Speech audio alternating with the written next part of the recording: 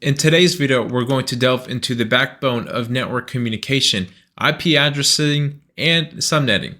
Every device connected to a network has a unique identifier known as an IP address. This is crucial for sending and receiving data accurately. Now let's dive into how the system works and why subnetting is a key efficient part of network design. Understanding IP addresses. An IP address is a numerical label assigned to each device on a network. It serves two main purposes: network interface identification and location addressing. There are two versions that we need to know. It's going to be IPv4 and IPv6. IPv4 uses 32-bit address scheme, allowing for over 4 billion unique addresses. However, due to the massive growth of the internet, IPv6 was introduced using a 128-bit address to accommodate a vastly large number of devices. An IPv4 address has 4 octets, each ranging from 0 to 225.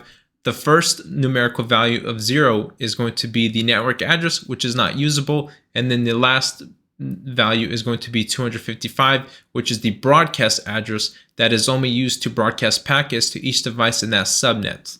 IPv6 is still trying to become the common thing, but IPv4 is still holding strong, and who knows, we may see IPv6 later down the road in the future.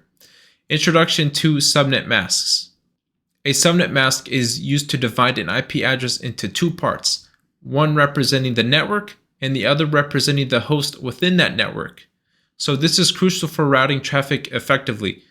For example, the address 192.168.1.1, if we have a subnet mask of 255.255.255.0 or /24, it indicates that the first 3 octets represents the network portion, and the last octet represents the host portion. We'll see this in the subnetting example.